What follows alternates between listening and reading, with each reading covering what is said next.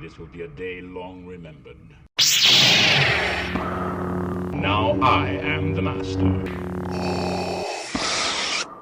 Welcome to another episode of Legends and Theories, and welcome to my review of Batman Revolution, or more accurately, Batman Revolu question mark Owen.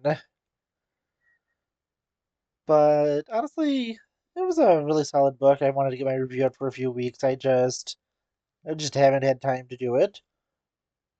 It was another solid one in the Batman 89 continuity. It had some pretty interesting villains and one I never thought would be a primary antagonist in a Batman book being Killer Moth. And yeah, honestly, it was a solid sequel to it. John Jenks and Miller did a great job with it again.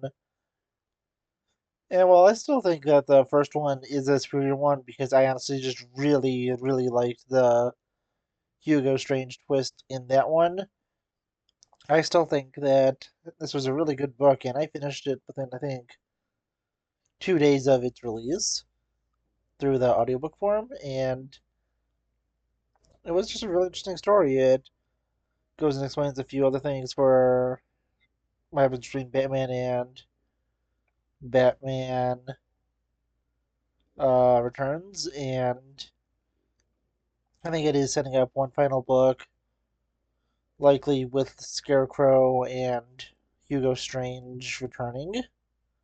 Well, Scarecrow wasn't returning, Scarecrow would be there for the first time, but it does look like it is setting up a return of Hugo Strange, and it was pretty interesting to see. I think that the Riddler in this was really well done. It was a more sympathetic version of Riddler and one that you don't want to knock out for being the most annoying person on Earth. And one point I was going to bring up earlier that I kind of went on a side tangent about was before I went to it was it explains what happened to Alexander Knox and why he doesn't return for Batman Returns. And the previous one explained what happened between Bruce and Vicky, but with this, it was really solid. The kind of the twist in this about really everything with I don't remember the what the character's name was, but the female leader of the resistance cell was very obvious one that she was the person that went on the date with Riddler. So I don't know, I keep on saying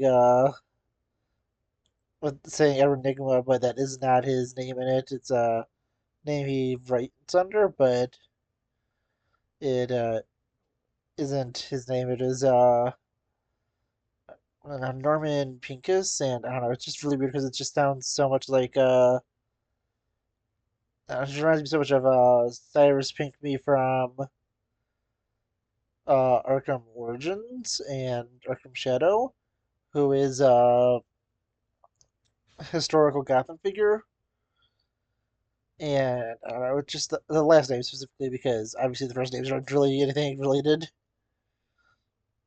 But I just kept thinking of that character whenever they mention his last name. And yeah, he maybe has a little too big of a bad day where it seems like really everything goes wrong for him. And yeah, I mean, that maybe not be the most realistic thing possible for him to be fired, for him to.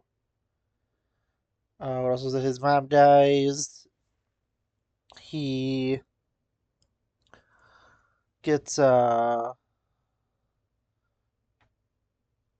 His mother's case gets ruined by information he gave to Batman, and I think that was it. But it was just so many bad things that happened that it just felt, a little unrealistic for it all happened in one day. But so it's a Batman story, and I'm willing to look past it. It is just one of those things that it's a little extreme. Even for a character who goes up with a villain that very famously believes that all it takes is one bad day to drive a man insane. But yeah, just going through it, Killer Moth, honestly, pretty interesting to see, and to have a more different backstory than what I usually understand for him is Killer Moth is just a guy who creates a moth suit to go and protect criminals. But this one specifically is protecting his daughter, and well, I knew he was going to be revealed as her either father or grandfather. It was said that his son was killed, and since I wasn't fully sure about how old the character is, I wasn't sure if he was going to be father or grandfather, but definitely knew he was related to her, and I mean, she's the main antagonist of it. I don't know if she is original character or if she was a character from the comics, but she was a good antagonist, trying to go and cause a massive amount of destruction and to go and push for a massive revolution. And the fact that this Riddler was a decent guy. He actually gets set free by Batman at the end, and Batman doesn't let him be revealed as the Riddler and lets him be able to have a new life, where he just gets a new name and is able to go and just live a normal life. And yeah, honestly, I thought it was a really solid story. I do hope he does that. John Jackson Miller makes another one, and again, based on stuff that was teased in this, and there's a very good chance that the villain would be Scarecrow, with also a potential return of Hugo Strange. And yeah, honestly, I'm really excited to see that.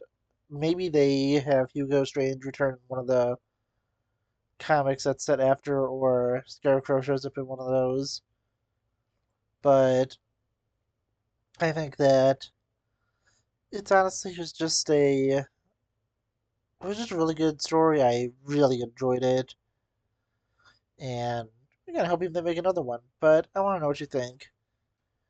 Did you check this out, and do you think it fits well into the '89 universe? I watched the week before I read this. I rewatched Batman, and I read through the first audiobook.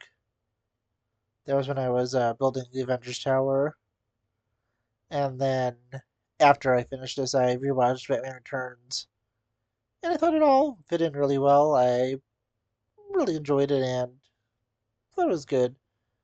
Also, it was interesting that Selena Kyle had a more prominent role in this, and that's another interesting thing, especially since she really isn't too major of a character until she becomes Catwoman, and that won't happen in these because Batman Returns hasn't happened yet. So, yeah, honestly, I think it did a good job having original characters, but also being able to take the interesting and new characters from Batman and give them a different spin for this universe. So, yeah, it also fully confirms that they do not want Batman Forever and Batman and Robin to be seen as sequels to this specific version of Batman, since they were seen as that when they came out and technically still are, where there are references to those other movies and some cast members do return, although Batman is recast and Tim Burton left the project. But yeah, honestly, really enjoyed it. I think it was a solid book. Let me know what you think in the comments, and I'll see you on the next episode of Legends and Theories. Thank you for watching this episode of Legends and Theories. Please subscribe, like the video, share the video, leave a comment, check out the video on screen, and may the Force be with you.